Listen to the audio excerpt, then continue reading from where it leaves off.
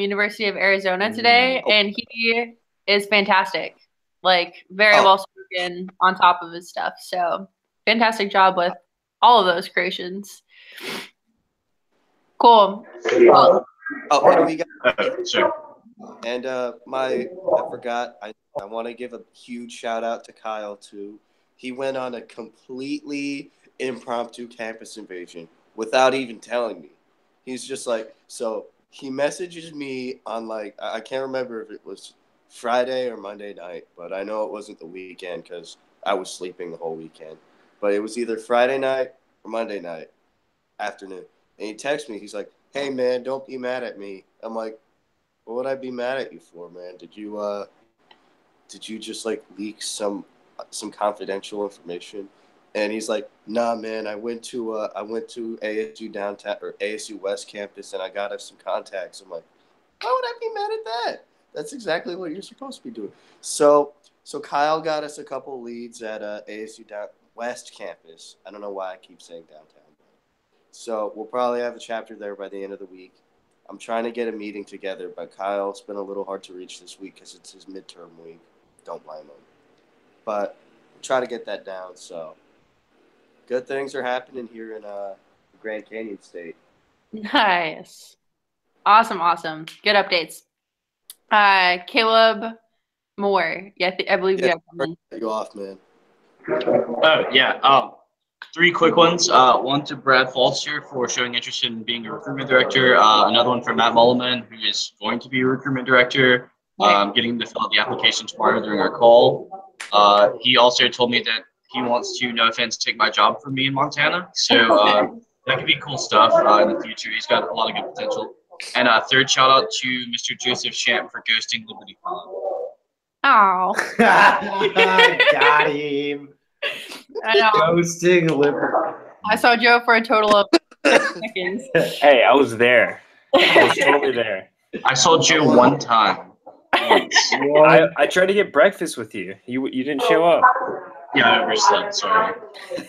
Wow. Okay, cool. Got him. Anyone else with the shout outs? Anyone? All right, cool. We can move on. So the reason why Mr. Alex Stout is on this call is because he's going to go through some March Madness stuff because he's much more up on that. So I'm just going to hand it over to him for a couple minutes, go over some point values again, and then, hey, Devin. Hi, sorry I'm late, guys. You're good.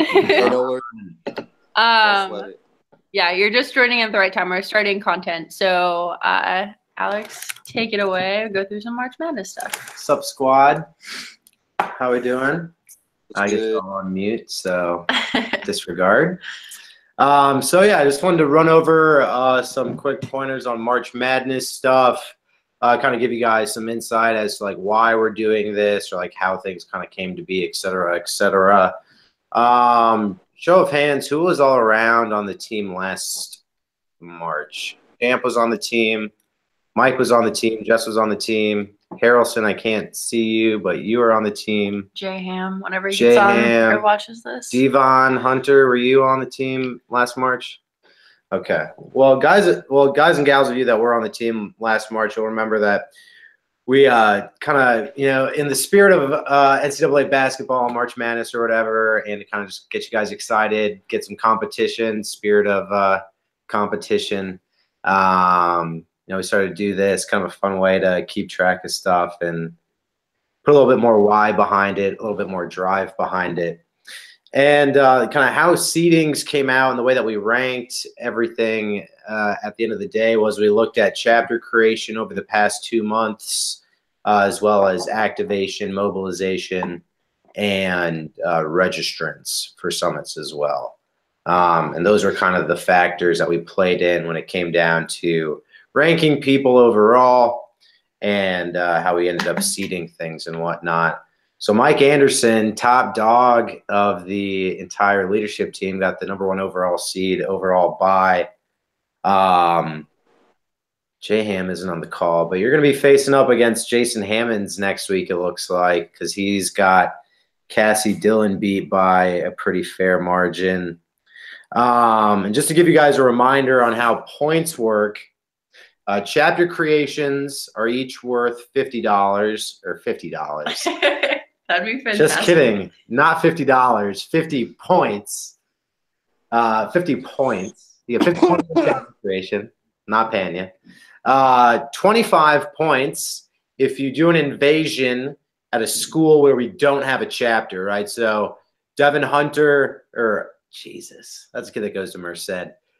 Devin Johnson is going to Pueblo on Friday. So that's 25 points just right off the bat right there. Plus, you start the chapter, that's another 50 points. That's 75 points out of going to one school. You get a couple summer registrants on top of that. Maybe get a blog out of it. You're looking at 100 points in a day, guys.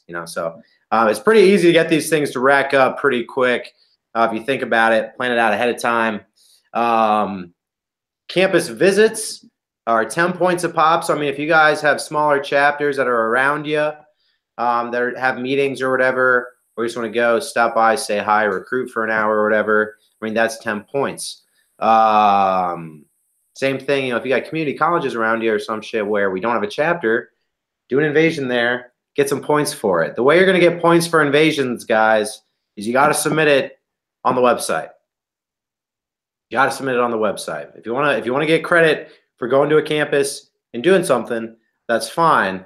I'll have to talk with RDs just to make sure that this is kosher. But Joe, I know you're going to like UNO and CELU with Marcus, or you guys, a lot of you guys in Louisiana do some cross-pollinating there and like hit invasions together. Brittany's laughing at me. Whatever. That was kind of funny. Thanks. So you guys hit like multiple campuses, or you hit the same campus at once, right? So, but you can both hit an invasion in. You both get 10 points or 25 points if there's no chapter there. Marcus isn't on, but he's doing 2 invasions this week as well at schools where we don't have chapters. So that's a potential of 100 points, Free speech triggers, 50 points if you get a response while you guys are doing an event on campus or whatever. You guys know the drill. That's 50 points. If you're on campus with them, that's 60 points. Get a blog, 70 points. You see what I mean? Total. Yeah, total. Because 50, 10, 10. If you activate chapters, guys, that's 30 points. So that's a big one right there. And I think the last one, per blog, 10 points. And per registrant is 2. So chapter creation and triggers are 50. Activating your chapters is 30. Invasions to schools where we don't have a chapter is 25. Visits are 10. Blogs are 10. Each registrant is 2. So a lot of these matchups, if you guys look at the board, are coming down to like 2, 4, less than 10 points. Go visit a chapter or get, 5 registrants a week or whatever, and you got 10 points. You can almost guarantee a win right there. Blogs as well, getting chapters mobilized, whatever you got to do. But just it's all strategy. Get some stuff planned out for March. I know that I've talked to a lot of y'all either last week or this week about the free speech deadlines, right? Because we hit those on March 2nd. And it kind of signifies the halfway point for the semester. And so I guess the last thing I'll kind of leave you guys with March Madness and where we're at this semester is, it is a lot of planning ahead, looking at what we can do throughout March to really have sustained growth and sustained performance. So there's a lot of planning involved in it. And, when you guys really look down at the calendar, we only got like 5 weeks left of real viable real estate here, because you guys are going to run into Summit, then people are going to get back and you're going to start hitting finals, or, it's the week before finals, what have you. So I really just want us to capitalize on that little runway that we have left. Just kind of be thinking about, what is everything that I can get done this semester that I want to, and how can we make it happen? Because we only got 5 weeks left, really. So if anybody has any questions, I'd love to take them now. Yes. Question. I have a few chapter starts that are lining up, and what if I get 2 starts in a week? That's like 100 points in 1 week. Right. So, I'm obviously going to win that week, but then do I get anything for the next week? Can we spread? Because I don't want to actually wait for another week to start another chapter Right. just for the game. But like it'd be nice to like let the points spread out. You know what I mean? Right. So what I'm getting from you is, if I've got 2 chapters in a week, wouldn't it make sense to just start one, guarantee the win for the week, and then start the other chapter the next week? Right. So I'm sure if you ever called up Brittany and said, hey, I've got 2 chapters that I want to start today, but I think I'm going to wait 7 days to do it. Yeah, I'm not going to do that. Over it, right? Yeah. So do not do that. Yeah. But here's the other thing to keep in mind on that, right? So you start 2 chapters in a week, that's 100 points. Okay? Yeah. Guarantee you're on to the next round. Well, with the natural progression of how we want to be growing these chapters, the natural thing to do would be, okay, let's get out on campus next week. Let's do an event. Either I can be there to help you out, that's 10 points, or they get the blog in, that's an extra 10 points, and if you're there with them, that's 20 points total. And you get an activation, and that's 30 points. That's 50 points all out of that. And you're getting those people registered for Summit. There's like 60 points. You need 5 people registered out of that. Okay. I get what you're saying, and no, I certainly don't want you to.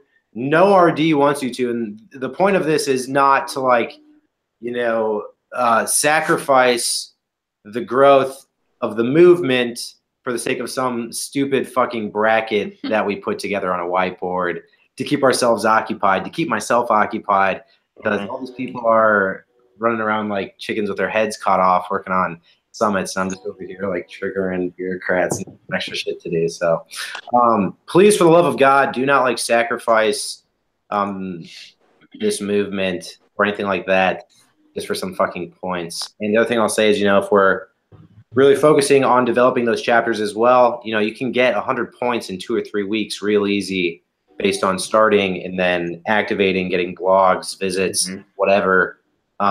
Those points can compound if you just follow that thread and keep it hot, as Ty Hicks would say. Gotcha.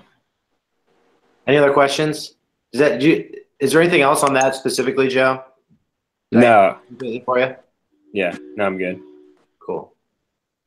Brittany's nagging me. Anybody else? Going once? Going twice? Devin Johnson's gone. He's so done. He's so mad. All right. Because Anthony Ruiz. All right, my turn.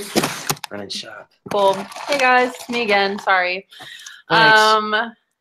Cool. So 2 more things that I want to really quickly go through, and if you come up with any other questions about March Madness, but Alex is the hype man on that, so I figured I would let him take the stage for a little bit. So first thing is bring them home. I know we had a small group on last week's Hangout, so I am going to go through what the on-campus experience looks like, partially just to make sure that you've got it. And if you've heard this before, it's always good to hear things 2 times. And partially because I've been calling through some chapter presidents, and a lot of them have never heard of it or are unaware that there's a spinner component, which is the main thing. So I'm just going to go through it. So main objective of Bring Them Home, our tagline is support the troops and the wars. So to be clear, this isn't an isolationist or whatever people want to call it. I've gotten that a few times. It's all about just promoting a more sober foreign policy and taking our people out of, every country across the globe. And so that's what it's all about. What that looks like on campus is that students are going to walk up to a table. In the kits, we've provided a what is it called? Military checkpoint sign. So they're going to have that out and walk up to the table. They're going to see that. They're going to say, hey, what's going on? As soon as they walk up to the table, they're going to get a draft card, which is a play on just a card that we're giving them that has the meeting time and location. Fun tagline is you've been drafted to our YAL meeting, but also you've been drafted to fight in a war or something like that. So they take the spinner, they spin it. There's 9 countries on there. They land on a country, and essentially you say, all right, let's go through some facts about our involvement there, how long we've been there, some of the impacts on that, how many American casualties there have been, just a plethora of facts that are kind of in your face. And hopefully that'll hook them in enough where they'll want to go to the chapter meeting.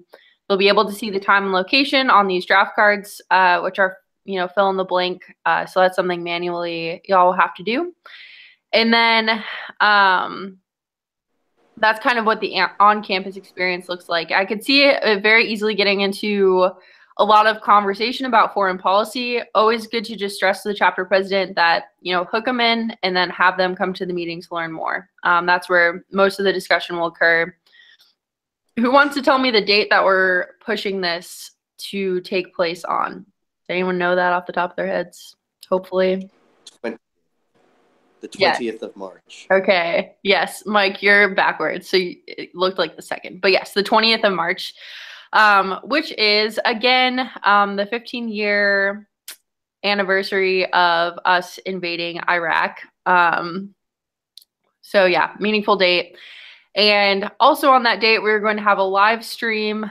I believe it's at, I don't know the times actually off the top of my head. I think it might be 7 Eastern. So it might be a little bit early for some chapters, but we'll have a Cato expert on foreign policy talk about, I think it's specifically regime change, but just a lot of foreign policy stuff. And he's going to make it palatable to people, but also like a very interesting and intelligent discussion about it. And that's March 20th. So there's 3 components. There's an on-campus component, which is the tabling component. There's the meeting, which hopefully is on March 20th. That's the day that we're pushing a lot of chapters. It's a Tuesday. So if that works, great. If not, Thursday's good too. Whenever that week would be preferable. And then the third component that I'm really, it's more of a requirement for all of our A and B chapters and all of y'all, but more of an option for like C or D, or I guess C or rising chapters actually, is the service component. So a lot of people will give libertarians a bad rap saying that we're anti-veteran or, something like that. This is really just completely, blowing that narrative out of the water and saying, putting our money where our mouth is and saying, we really are supporting the troops by supporting our veterans in our area. And what we're going to do is we're going to link chapters up with the local VFW. And there's a few different options that chapters can do. One is a can drive for food insecure veterans in your area. One is a supplies drive for disabled veterans. And then the other one is making care packages for people overseas. So hopefully one of those appeals to you. And it's not necessarily something that chapters have to be figured out right now. But that'll most likely take place the week after. And or whenever they, choose the date to be. And yeah, that's the third component. So it's more in depth than we've ever done in an activism event before, but I think it's going to be a hit. People that I've talked to so far seem to be all about it. And that's kind of the overview again. I realize I'm 25 minutes in now. I said it was going to be 15 minutes, but does anyone have any questions about bringing them home, or do you feel comfortable marketing that to your chapter leaders? Just a quick comment. Yeah. I'm actually in contact with the student vets, and they're like really interested in doing this activism. So a good tip would be reaching out to student veterans, because number one, that's good for both of you. It's a mutually beneficial event, and they were way more receptive than I expected. That's fantastic. Yeah, and you're not actually the first person to say that. Almost every chapter leader that I've gotten on the phone with to get these applications in are like, oh yeah, we've got a veteran in our chapter, or oh yeah, we've got a veterans association on campus. So definitely have your chapters, do this as a co-sponsored event. I would highly recommend that. Okay, cool. So I haven't really pressed this hard just because we have so many priorities, but it is imperative that we take action on this relatively quickly, because March 20th is coming up pretty quick, and kits need to be there by that date, hopefully. And so the expectation that I'm setting for Bring Them Home is for each of you to get 2 applications in by Monday. So today's Wednesday, gives you quite a bit of time, and that's a minimum. Hopefully you're shooting for a little bit more than that, but 2 by Monday is what we need to just stay on track for getting a good portion of our chapters to hold events. Some applications have come in organically, some I have gotten, and then some obviously y'all have gotten. So check the doc. There's a little column for bring them home. It says BTH. If it has a 1, chapters applied. If it has a 0, they haven't, obviously. And if you've gotten 1 or 2 already, just 1 or 2 additional, to be clear, by Monday. So cool. Alrighty. I'll wrap this up with a small note on chapter creation. And I feel like I say this every Hangout, but we are now 7 days into the month. We haven't had a chapter on the board yet, which again is not necessarily a red flag by any means because you've got the whole month to create your chapter, but I don't want a repeat of last month where we're really cutting it to the last second. And as you all know, if you hold it off to the end of the month to create your chapter, then you're going to be working with leads that, you're not going to be able to be as choosy with, if that makes sense. So do yourself a favor, start your chapter this week. You'll be thanking yourself at the end of the month. And especially for people that haven't created their chapter last month, it is an expectation to get it in the first 2 weeks. So I know Devin has a campus invasion planned. I would highly recommend planning a campus invasion. Caleb O'Neill has been pretty good about those, and they seem to be pretty fruitful. So, and they're worth a lot of points for March Madness, as we just learned. So my recommendation would be to get a campus invasion applied for chapter creation and create a chapter. So cool. That's everything that I have for you guys. I'll let you go. And unless you have any questions, you're welcome to stay on. But if not, I'll see you all later. Bye, guys. Aw. See ya. Bye. Yo, is Alex still there? Is what? Is Alex still there? He's upstairs currently.